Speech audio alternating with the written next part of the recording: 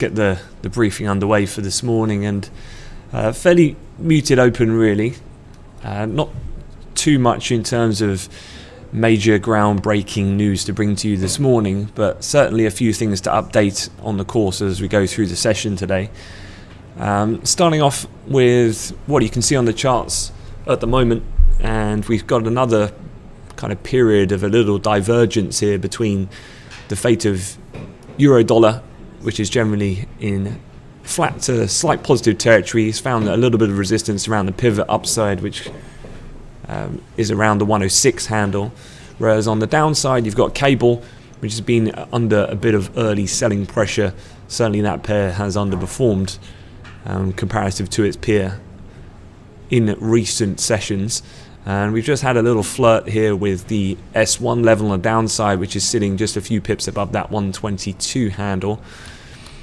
Just while we're on the topic of sterling, quite an interesting point that we're at the moment. Obviously we've been declining with the House of Lords creating some disruption to the process of the government in order to trigger Article 50 with the amendments that we heard last week. We'll have a look shortly. They're due to be speaking again later on this morning. But looking at cable, we've had a pretty nice trend lower really since really the beginning of Feb.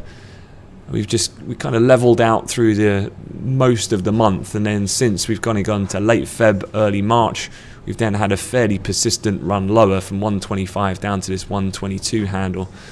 A bit of a pop lower earlier in the session. Looks like that was just the break of the low we had a couple of days ago back on the 3rd. There's a couple of other points of interest here when I'm looking at these levels just above 122, and then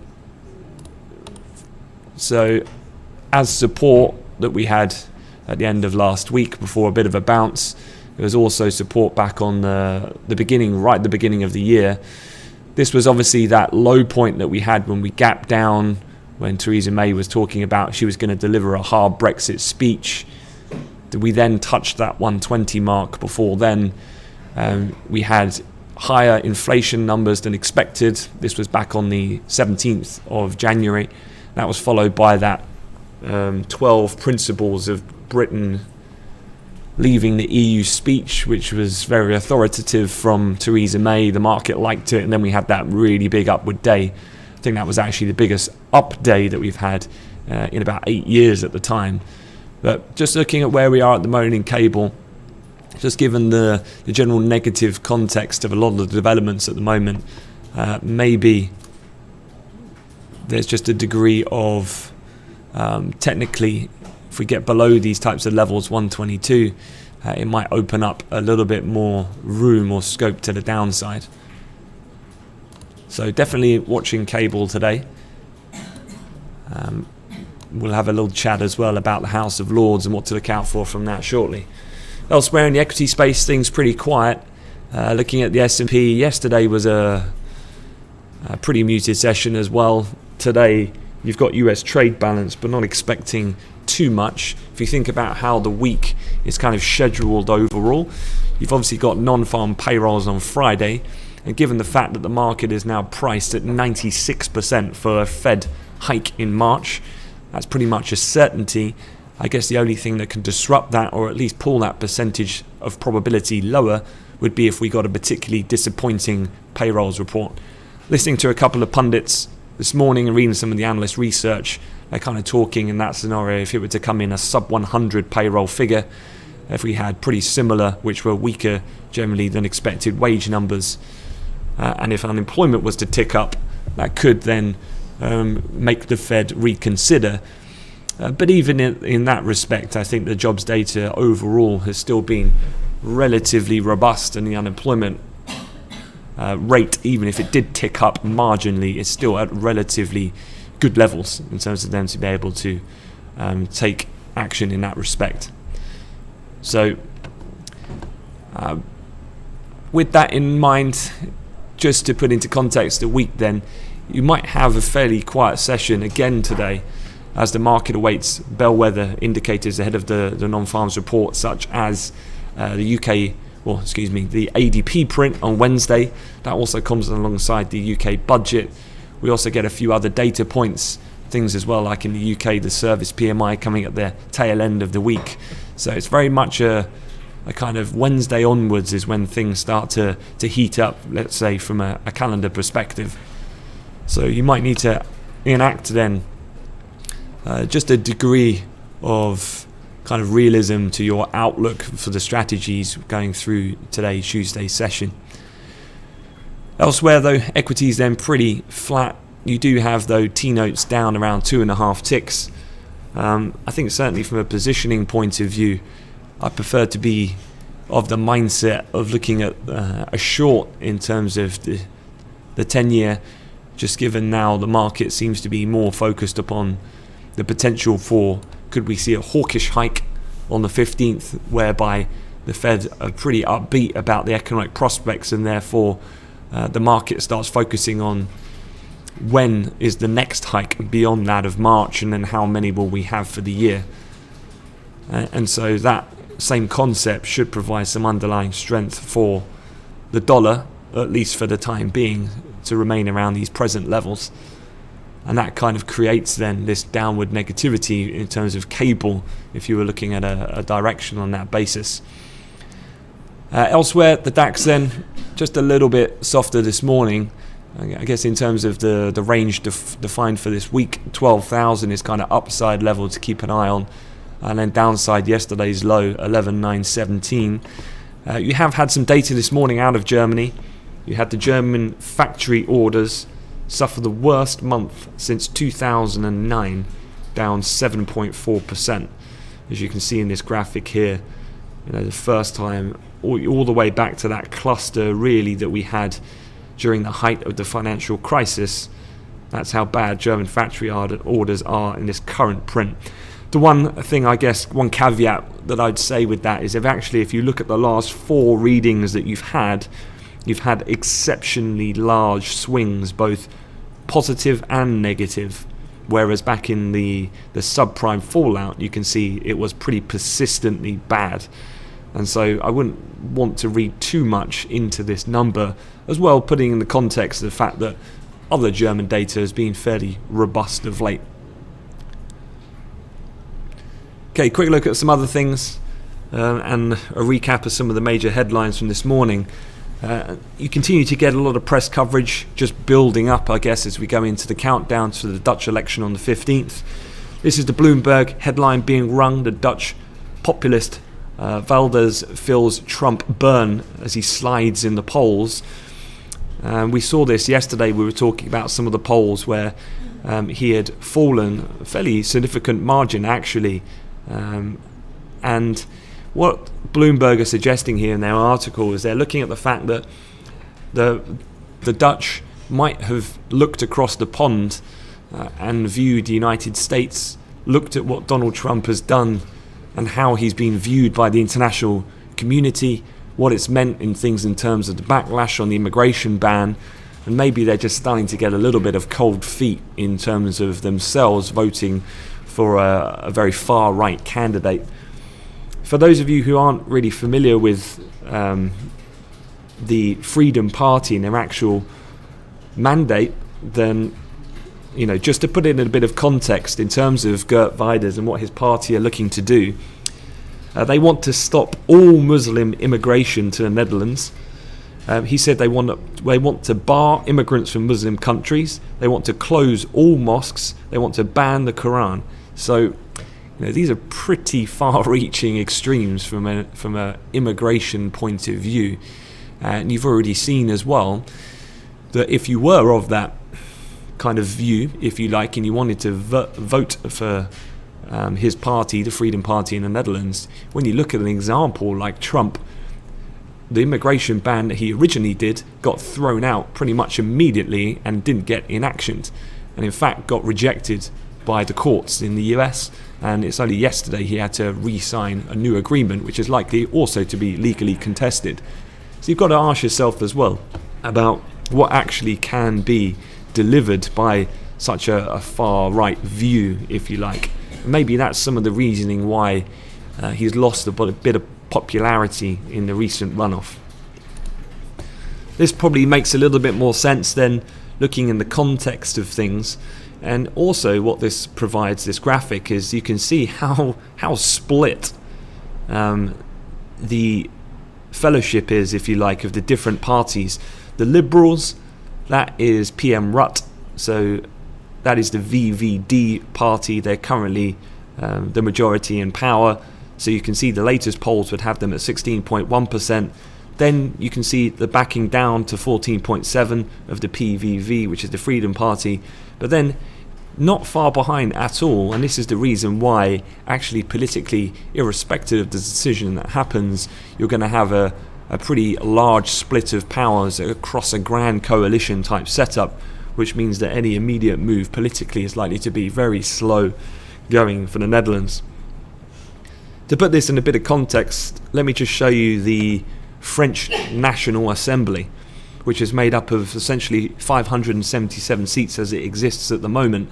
And the thing I want to draw attention to with the difference in France compared to the Netherlands, as we saw in these polls, it's extremely close across, well, pretty much 5, 6, 7 parties really, where the balance of power may lie. But if you look at France, you can see about 50% of the National Assembly is red, socialist, and the other large proportion Republican, which is 194. This is the current makeup, if you like.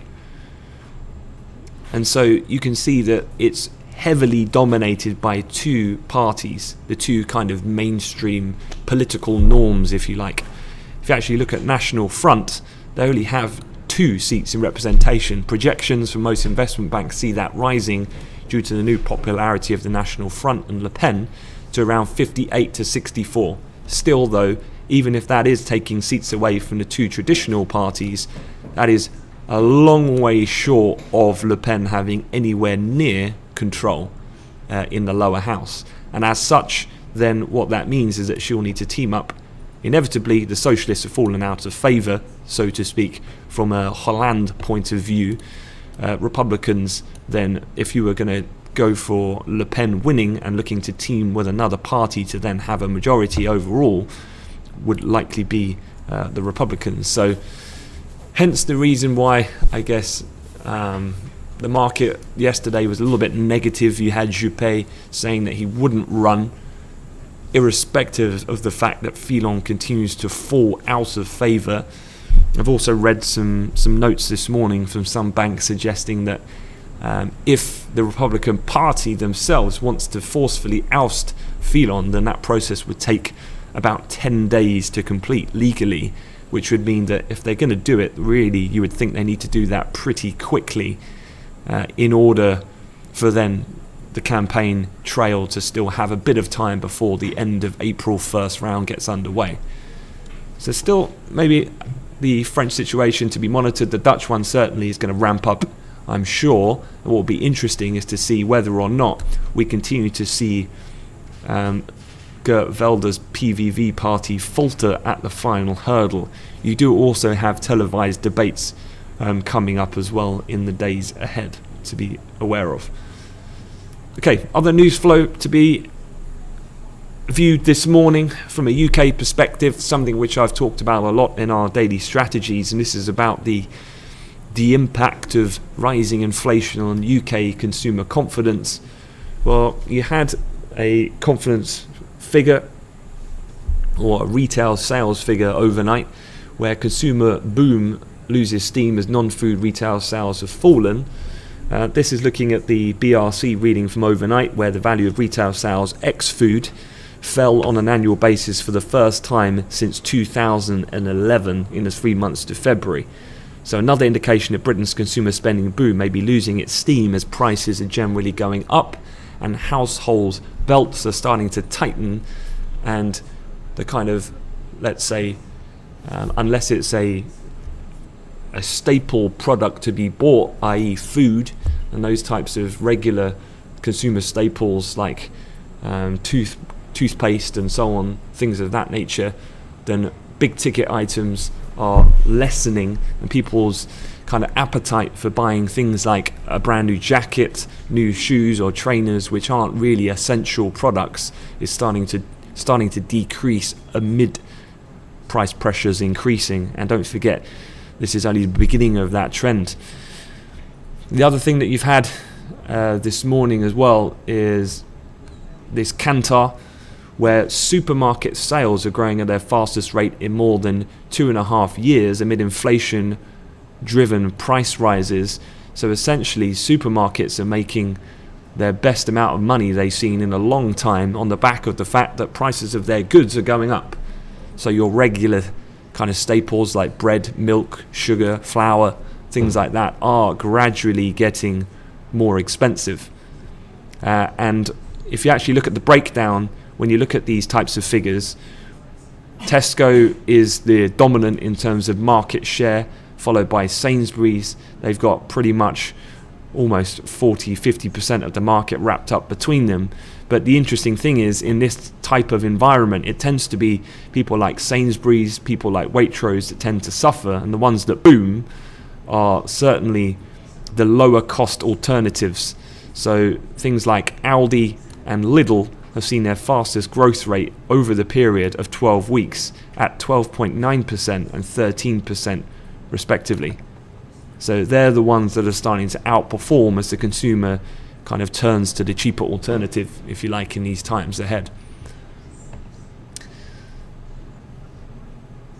So that's part one, if you like, in terms of explaining then some of the weakness that you're seeing in cable this morning. You've had retail sale figure overnight showing some deterioration. You've had supermarkets sales are going up, but that's kind of a reflection that people are getting a little bit more savvy with times ahead, looking a little bit more uncertain and turning to a cheaper alternative. And then you've also got the other story of note for today is Downing Street yesterday warned peers over bad Brexit deal.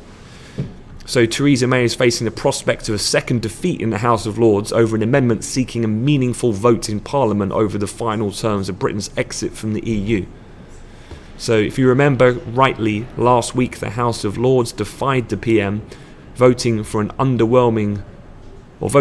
an overwhelming majority to back an amendment to the government's Britain legislation that would guarantee the rights of EU citizens. Today, the House of Lords peers will debate a further series of amendments, including one requiring ministers to seek Parliament's approval of the deal before Britain leaves, essentially. So this is to say that that final deal will have to be ratified, if you like, by the lower house. And so that's when you would imagine it makes it more difficult for Theresa May ultimately to push through this idea of a hard Brexit when other opposition parties, as well as members within her own Conservative Party, will look to probably soften that stance. So further amendments could be forthcoming. This again is more of a disruption rather than a deal breaker for the government's triggering of Article 50 by the end of the month, but certainly this is to be watched, and any source comments that come out as well from various journalists and articles later on after this hearing. In terms of the hearing itself, this is something you can always do every morning. You can go to Parliament Live TV and it basically gives you a schedule. So in Parliament there's obviously the Commons chamber, the Lords chamber, and then you have the Westminster Hall. Then it basically, Parliament is made up of lots of little sub-committee rooms, of which then different committees hold hearings all the time, every day. But they have varying degrees of importance. The most important ones typically being in the upper and lower house. And so what you can do essentially is look at the scheduling. So the Lords Chamber, they're commencing from 11 o'clock this morning. And if you click on it, you can see exactly what the topic is. So this is legislation, the EU notification of withdrawal bill, and this is the final kind of reporting stage. So you can actually click on this link and watch it live when it begins at 11 if you wanted to. So that's how I'd go about kind of planning with that. As I said, with cable, we've already looked at that technically. We've had another little look and bounce here off that 122.08, so around that S1. If we can get beneath there, though, in the 122 handle, I do think, given the context of the fundamentals and the broadly support that I think that we would see for the dollar, for the foreseeable future heading into the rate decision, then certainly I'd say the bias is to the downside, certainly if we break 122. Okay, quick look at the calendar for today. It's actually pretty quiet from a European perspective. You've got European GDP coming out at 10 o'clock, but this is going to be a non-event in most respects, given the fact that it's a final reading for it was quite a long time ago now. It's Q4. Don't forget we're in March now, so really non-important information. But from the US this afternoon, you do have the trade balance figure. That including as a breakdown of that report, import and export figures. So we'll keep an eye on that to see the Trump effect, if anything, having on that data set. We've also got IBD tip economic optimism, consumer credit change, and then the API crude oil inventories coming later on this evening. So fairly quiet day overall, maybe a flash of activity around the trade balance numbers. So I guess really you're looking for the US to come into play. I'd say the market is still very much driven, even though you have some political concerns still with the Netherlands and France, as well as the Brexit situation. The overall driving underlying factor of these markets continues to be the US, and whether that's the looking at the Fed hike and thereafter situation, or Trump and any potential forthcoming comments, it seems to still be the main kind of lead, if you like, for global asset prices is very much when the US come in.